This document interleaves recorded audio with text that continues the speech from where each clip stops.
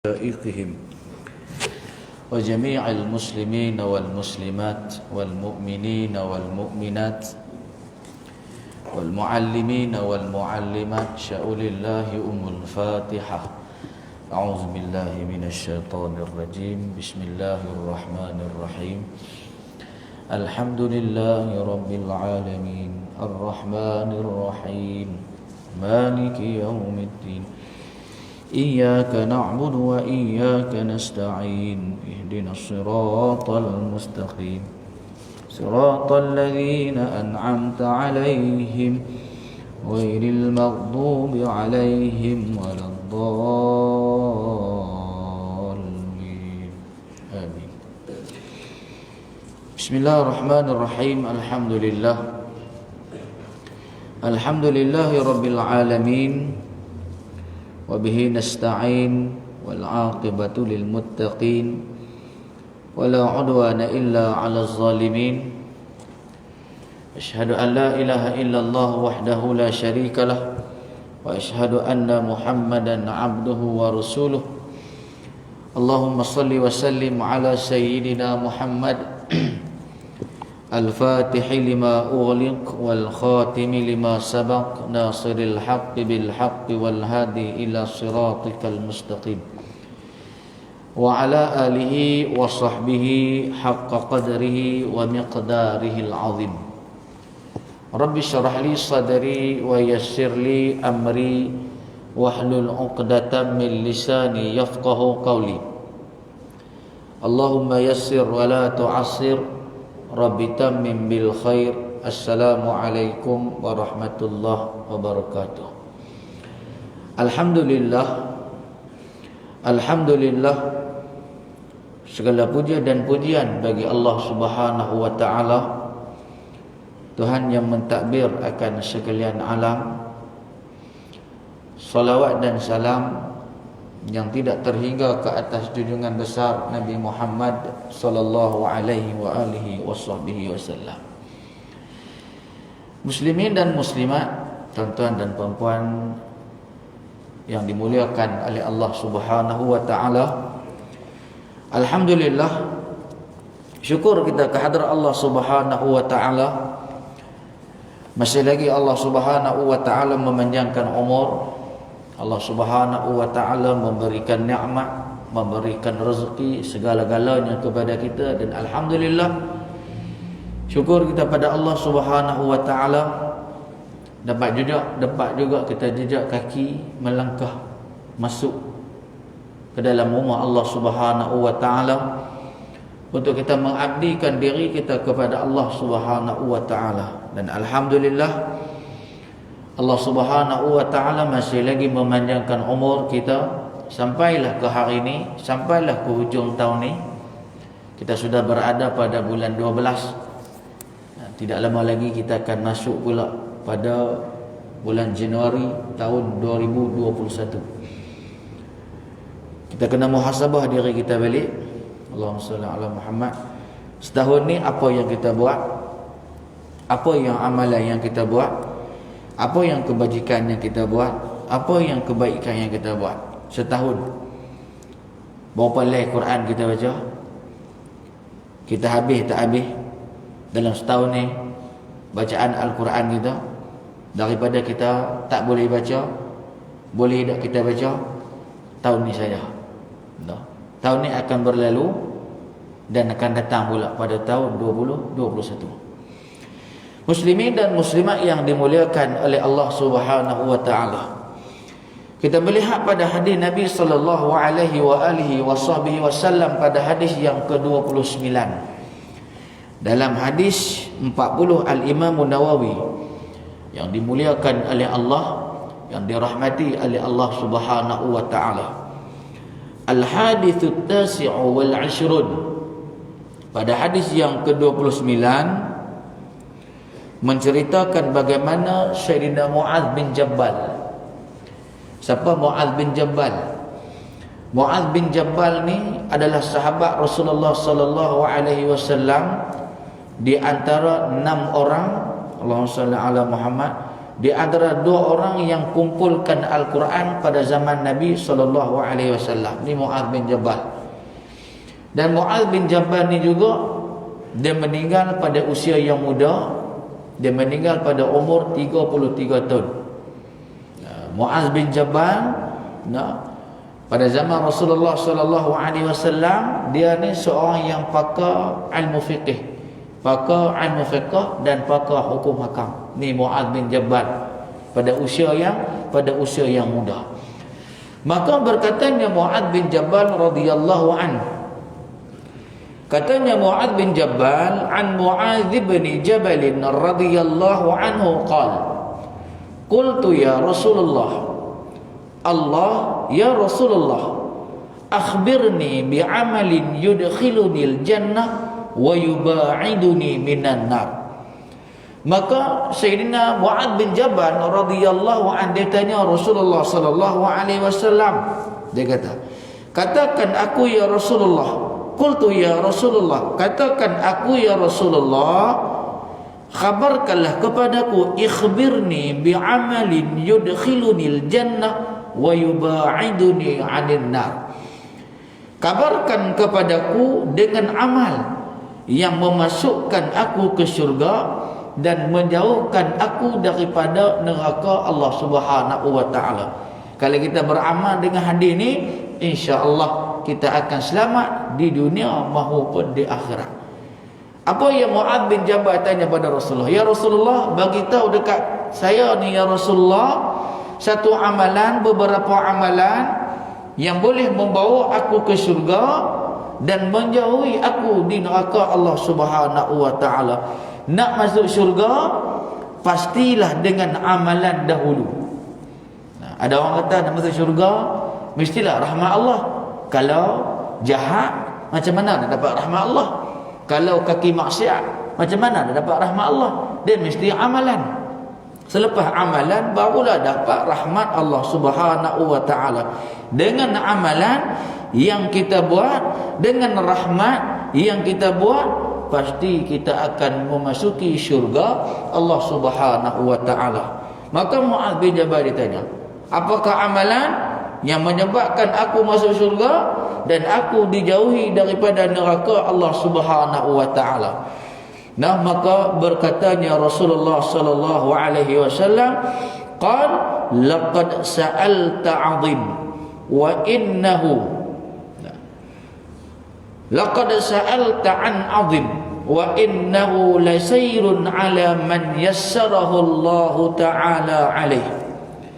Nabi SAW bersabda, sesungguhnya engkau telah bertanya dari hal perkara yang besar, dan sesungguhnya amatlah mudah atas orang yang telah dimudahkan oleh Allah Subhanahu wa taala. Maka Rasulullah kata, hang tanya soalan ni hak besar ni, amalan yang besar ni hang buat ni. Nak hang tanya soalan dekat aku ni, soalan yang besar. Sesungguhnya amatlah mudah atas orang yang telah dimudahkan oleh Allah Subhanahu wa taala.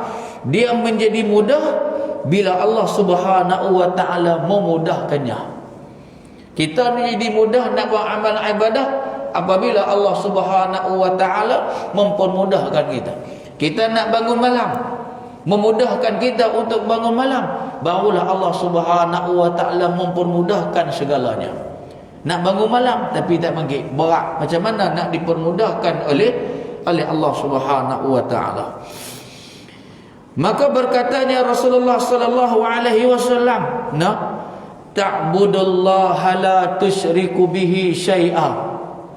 Ta'budullah la tusyriku bihi syai'a, iaitu engkau menyembah Allah.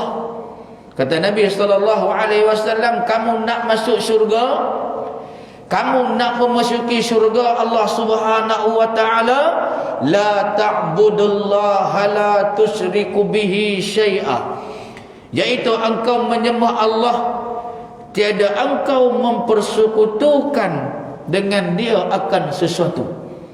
Sembah Allah Subhanahu wa taala, melakukan ibadah pada Allah Subhanahu wa taala, tidak menyekutukan Allah Subhanahu wa taala, tidak syirik pada Allah Subhanahu wa taala.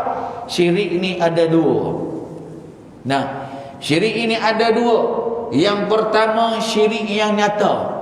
Itu kita boleh tahu. Dan syirik yang kedua syirik khafi, syirik yang tersembunyi. Hak mana hak bahaya? Hak bahaya ni syirik khafi, syirik yang tersembunyi. Syirik yang nyata kita boleh lari. Takkan nak menyekutukan Allah Subhanahu wa taala dengan sesuatu. Syirik khafi, syirik yang tersembunyi. Contoh dia, aku buat semua ni. Nah, aku yang bagi semua ni. Duit ni aku yang dapat sendiri. Kaya ni aku semua. Sihat ni aku semua. Maka ubat ni bagi sihat. Tu syirik khafi, syirik yang tersembunyi. Hak tu yang kadang-kadang ulama tasawuf menekankan hati dalam hati kita, supaya kita tidak mensyirikkan Allah Subhanahu wa taala. Ar-riya'u syirk. Riya' itu pun adalah syirik. Riya' pun adalah syirik. Bermegah-megah dengan apa yang dia ada, bermegah-megah dengan kesihatan yang dia ada, yang dia dapat, bermegah-megah dengan apa yang dia perolehi, tidak meletakkan bahawasanya Allah Subhanahu wa taala yang memberikan segala-galanya. Nah, kalau kita kata kita sendiri, kita yang buat, kita yang menang, kita yang makan benda ni menjadi sihat, bermakna syiriklah kita, iaitu syirik khafi, syirik yang tersembunyi. Hak ni yang bahaya. Nah, hak ni yang bahaya. Dan lagi berkatanya Rasulullah sallallahu alaihi wasallam. Nah, Nabi kata, la ta'budullaha la tusyriku bihi syai'a wa tuqimus shalah. Nah, nak memasuki kamu syurga Allah Subhanahu wa taala, kata Nabi, wa tuqimus shalah. Dan engkau mendirikan sembahyang. Sembahyang hak mana? Sembahyang hak fardu dulu. Subuh kita, zuhur kita, asar kita, maghrib kita, isya kita. Ada orang pergi bagi sumbangan, sembahyang tak guna. Pergi bagi sumbangan kata cerok, bagi sumbangan hak tu hak sunat ni hak fardu, ni hak wajib ni. Pergi bagi sumbangan kata cerok, masuk sana, masuk sini, masuk cerok sana, masuk cerok sini, masuk cerok tekun, masuk cerok atas, tapi sembahyang tak. Buat yang sunat, yang wajib tinggal. Nah, hendaklah kamu, kata Nabi sallallahu alaihi wasallam, dan engkau mendirikan sembahyang.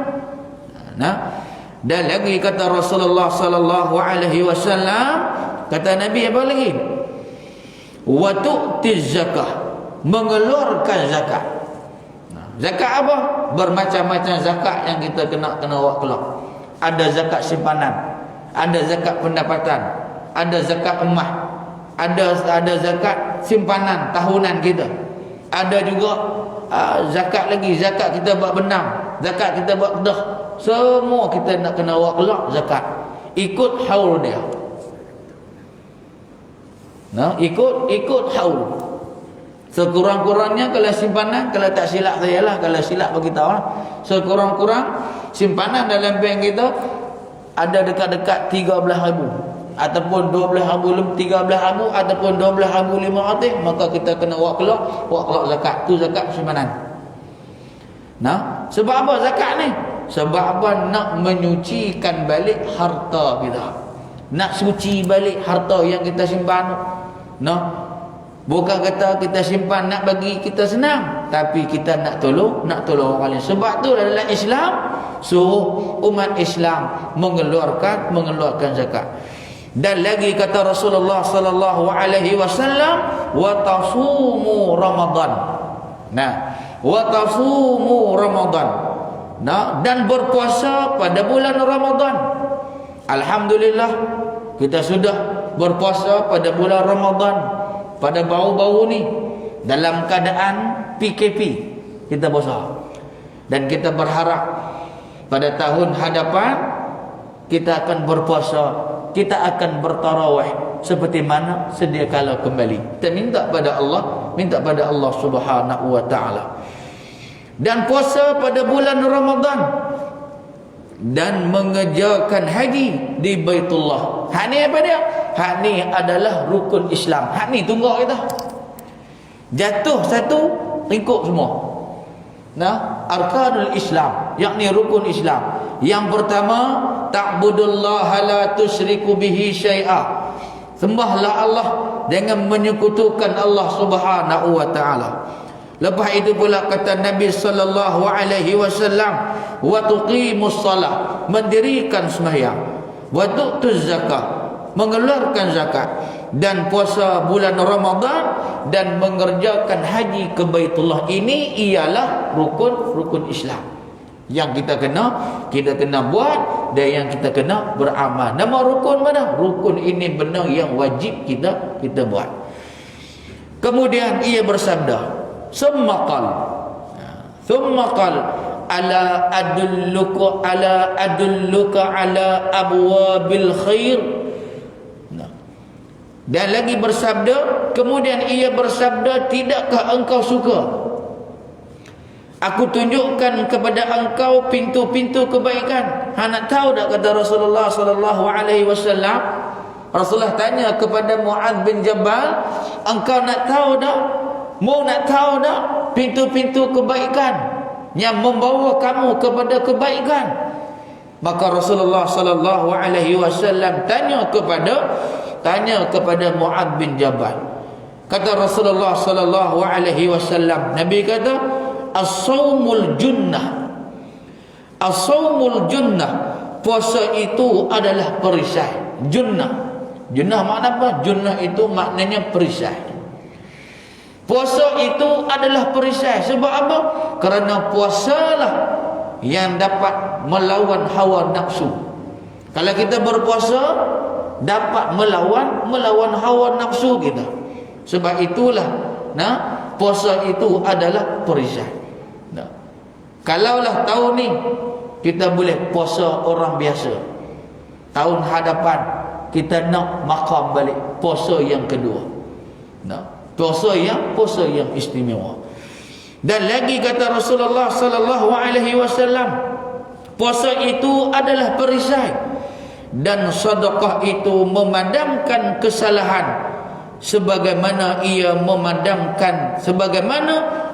memadam api. Dan lagi pintu kebaikan lagi yang kamu buat, kata Rasulullah sallallahu alaihi wasallam, yang nak kamu buat, kata Rasulullah, sedekah. Memperbanyakkan sedekah.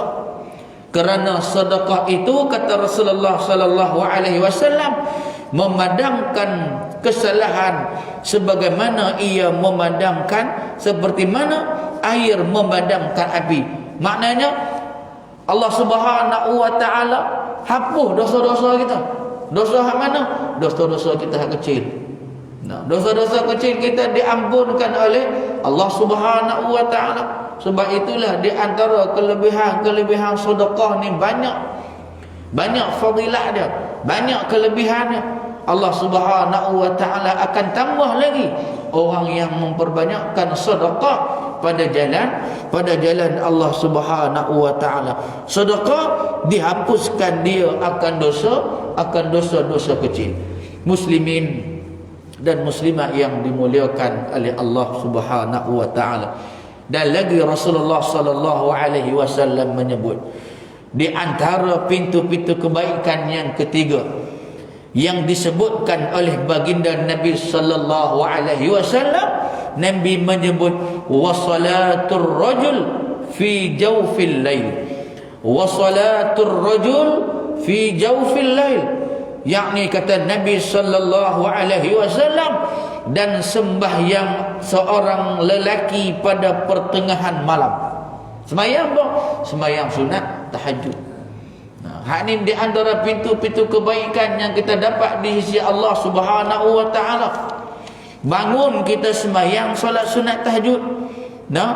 Jangan kita malah nak sembahyang sunat tahajud. Kalau kita nak buat qiyamul lail, nak tunggu masjid dulu buat qiyamul lail, program qiyamul lail besar-besaran, penuh mai masjid. Masjid tak buat program qiyamul lail, kita pun pergi ikut lain. Dok harap masjid buat program mah. Nah, dok harap masjid buat program qiyamul lail, kita pun qiyamul lail. Qiyamul lail ni untuk diri kita. Untuk kita buat tiap-tiap malam. Katalah subuh lah ni 3 minit. 6 minit. 5:57. Lebih kurang 6:3 minit lah. Kulim 6:3 minit. Tak tahu tu pukul 5:57. Nah. 6:3 minit. Kalau kita bangkit pukul 5 pun kita boleh lagi buat qiyamul lail. Sebab apa kita nak buat qiyamul lail? Nah. Sebab apa kita nak buat qiyamul lail? Dua ayat itu yang menyatakan keutamaan sembahyang tengah malam, termasuk sembahyang tahajud. Menurut riwayat daripada Anas, ayat ini diturunkan berkaitan dengan menunggu waktu sembahyang Isyak. Namun demikian pengertiannya adalah menurut lafaz ayat mengingat pujian Allah ke atas orang yang renggang rusuk atau punggung. Tatajafa junubuhum anil madaji'i yad'una rabbahum khawfan wa tama'an wa mimma razaqnahum yunfiqun fala ta'lamu nafsum ma ukhfiya lahum min qurrati a'yunin jazaa'an bima kanu ya'malun. Sadaqallahul azim. Agak-agak surah apa tuan-tuan? Hak orang yang selalu main confirm dia ingat. Hak orang yang payah nak main memang dia jam. No. Hak dia main pagi-pagi Jumaat confirm dia dah. Ni surah Sajadah. Kalau kata hak payah nak main, no. Hak pakai tak main, pakai tak ingatlah surah apa duk pukak. Ni di dalam surah Sajadah. No, di dalam surah Sajadah ayat yang ke-16 dan ayat yang ke-17 katanya Allah Subhanahu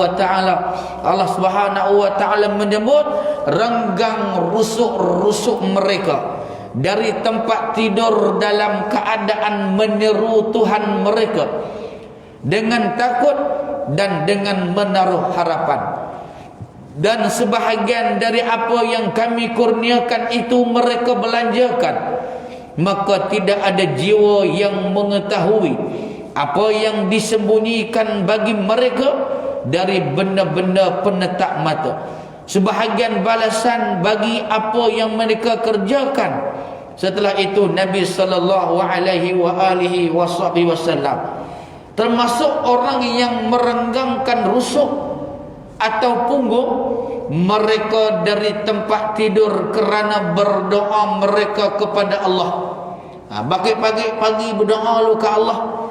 Termasuk juga orang yang meninggalkan tidur waktu malam untuk berzikir pada Allah, berdoa dengan perasaan takut dan menaruh harapan kepada Allah. Dan orang yang sembahyang tengah malam, yang sepi sunyi untuk sembahyang, kerana bersembahyang pada waktu itu lebih utama daripada sembahyang pada waktu siang. Sedangkan hati dan fikiran orang yang mendirikannya lebih khusyuk. Lebih senang orang yang sembahyang waktu malam ni minta doa kepada Allah Subhanahu wa taala lebih seronok. Sebab pada ketika itu manusia sedang tidur. Sebab ketika itu manusia sedang asyik tidur, kita bangun beribadah kepada Allah Subhanahu wa taala. Macam mana nak buat? Kena lenong dulu. Bangkit pula, hak tu baru boleh buat tahajud. Kalau dok jaga, tak tahajud lagi. Nah, mayang tahajud mestilah awal dahulu, barulah sembahyang taubat. Nah, kalau kita buat solat lain dulu pada tahajud, maka tidak sah. Dia kena buat solat tahajud dulu. Sebab tahajud itu pada waktunya pertengahan malam. Solat taubat, solat hajat, nah, mestilah di bawah solat tahajud. Mesti tahajud dulu. Habis tahajud buatlah solat apa yang kita buat. Kalau boleh setahun sekali. Nah, kalau boleh setahun sekali kita buat solat sunat tasbih. Hujung tahun ni ke 31 Disember buat solat tasbih. Supaya apa?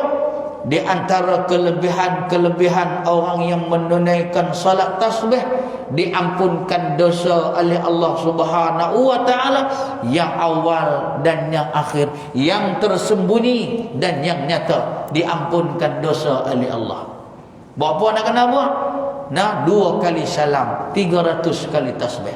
1 kali salam 150 kali tasbih.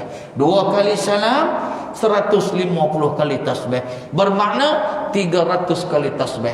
Kalau buat pada waktu siang, direct 300 kali tasbih. Nak buat macam mana? Nak buat dua-dua ke nak buat 4 tu? Kalau agak lupa, buat dua-dua.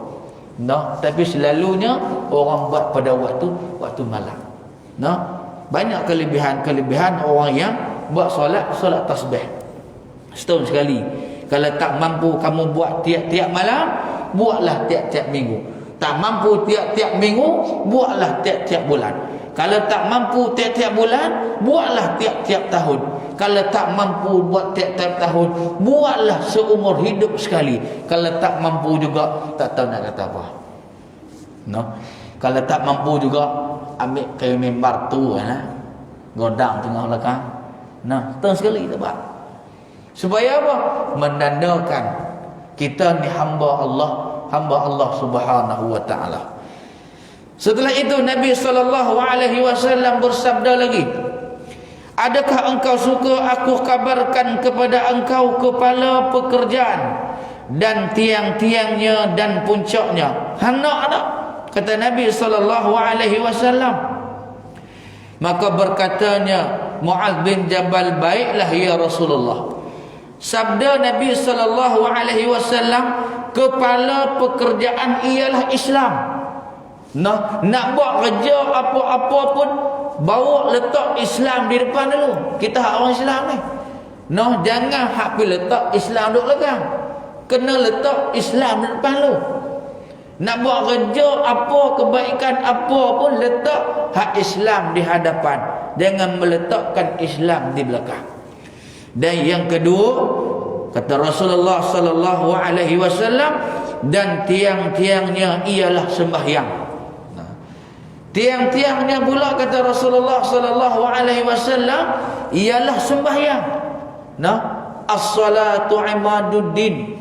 Sembahyang itu ialah tiang agama. Sebab itulah kita kena sembahyang. Sebab itulah kita kena sembahyang. Bagi zakat sembahyang dak, ada bumbung, tiang tak ada, luruh bumbung tu. Ada bumbung ya. Bagi zakat sembahyang dak, tak guna. Ada bumbung, tiang tak ada. Puasa dak, zakat fitrah bagi, bumbung ada, tiang tak ada, luruh. Sebab itulah kena sembahyang. Malas macam mana pun sembahyang. Malas kita macam mana pun sembahyang. Sampai kita lazim, bila kita tak sembahyang, kita tak boleh hidup. Ni tak sembahyang, tak ada rasa apa, relax. Duduk kedai kopi buat bodoh kan. Dia tak tahu kata dia nak mati. Duduk dengar azan, Allahu Akbar, Allahu Akbar. Duduk kena kopi. Duduk mikir, prup.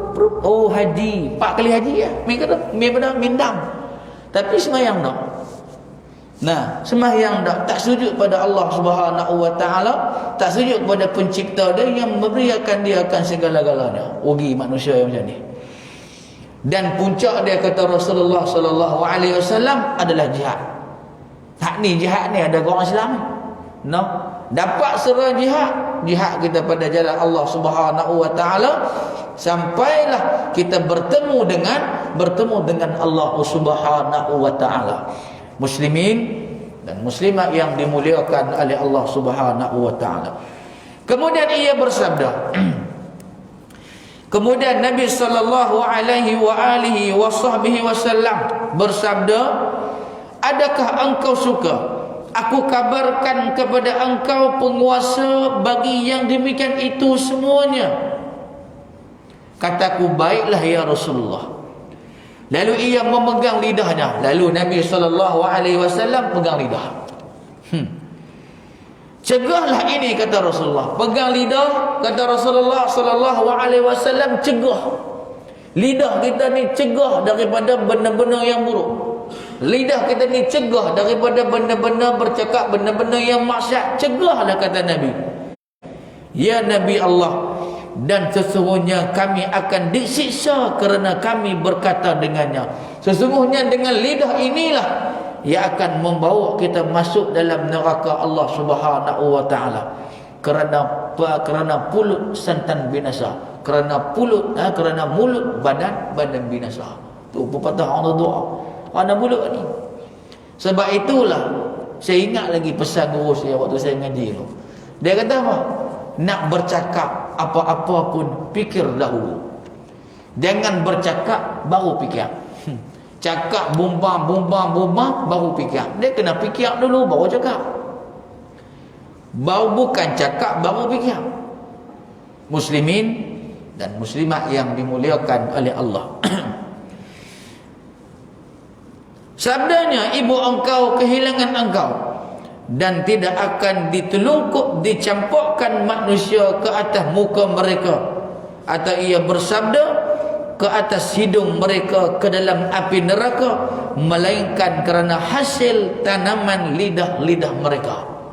Kerana lidah inilah, kerana lidah yang kita tak jaga, kerana lidah kita yang kurang sempurna, maka akan membawa kita masuk dalam neraka Allah Subhanahu wa taala. Tanaman lidah-lidah kita sendiri. Sebab itulah tuan-tuan muslimin yang dirahmati oleh Allah Subhanahu wa taala, kalau kita melihat dosa yang banyak manusia masuk neraka ialah daripada lidah. Dosa yang banyak kita buat dosa adalah daripada lidah kita sendiri. Dari lidahlah terbitnya perkataan syirik dengan Allah Subhanahu wa taala. Kalaulah aku jadi Tuhan, lengkuk. Kerana lidah. Kalaulah aku jadi Tuhan, kerana lidah. Sebab apa? Kalau aku jadi Tuhan, mu mana boleh jadi Tuhan? Tak boleh jadi Tuhan. Sebab apa? Berpunca daripada lidah kita sendiri. Apa lagi? Nabi SAW pun pelarian bungkui ayat tu. Sebagaimana? Lidah kita sendiri. Sebab kerana lidah lah yang membawa kita banyak masuk ke dalam jurang api neraka Allah Subhanahu wa taala. Sebab itulah apabila lidah kita berkata sesuatu yang tidak sepatutnya, maka kita memperbanyakkan beristighfar kepada Allah Subhanahu wa taala. Dari lidahlah terbit perkataan syirik kepada Allah Subhanahu wa taala, timbulnya dusta, ugut, acuman, fitnah dan lain-lain sebagainya. Yang mana semuanya itu adalah dosa. Semua hak keluar daripada lidah kita benda-benda yang tak baik, benda-benda yang tidak seronok, itu adalah dosa yang kita buat. Itu adalah tanaman-tanaman kita untuk kita ambil di neraka Allah Subhanahu wa taala. Muslimin dan muslimat yang dimuliakan oleh Allah Subhanahu wa taala, benarlah apa yang Nabi sallallahu alaihi wasallam sebutlah hadis Nabi, aksaru ma yudkhilun nasan nar aksaru ma yudkhilun nasan naral ajwafanil fam wal faraj. Kebanyakan perkara yang memasukkan manusia ke neraka ialah kerana dua rongga. Yang banyak memasukkan manusia, kata Rasulullah sallallahu alaihi wasallam, dalam neraka kerana dua rongga. Yang pertama, kata Rasulullah sallallahu alaihi wasallam, iaitu daripada mulutnya. Dan yang kedua, kata baginda Nabi sallallahu alaihi wasallam, daripada kemaluan dia. Dua benda ni yang membawakan manusia banyak masuk dalam neraka Allah Subhanahu wa taala. Wallahu a'lam. Jam sudah berbunyi, mengikutlah SOP. Insya-Allah kita akan jumpa lagi pada bulan depan. Kita sambung sikit lagi hadis ni. Pada hadis 29. Kita lebih kurang dalam 11 hadis lagi habis ya. Betul daripada 4 bakang hidup sampai 4 bakang meninggal. Kitab ni saya baca daripada 4 bakang arwah 4 bakang hidup sampai arwah 4 bakang peluk Tak ada duk baca ai. Moga-moga segala apa yang arwah Pak Bakar buat mendapat ganjaran di sisi Allah Subhanahu wa taala. Amin ya rabbal alamin. Insya-Allah nak buat tahlil tu bila? Faham ya? Kata ni lah ni. Lah ni kita buat tahlil nah. Kita buat tahlil sikit ah. Nak yang kata bid'ah pula. Tahlil tu la ilaha illallah. Kita akan buat tahlil sikit.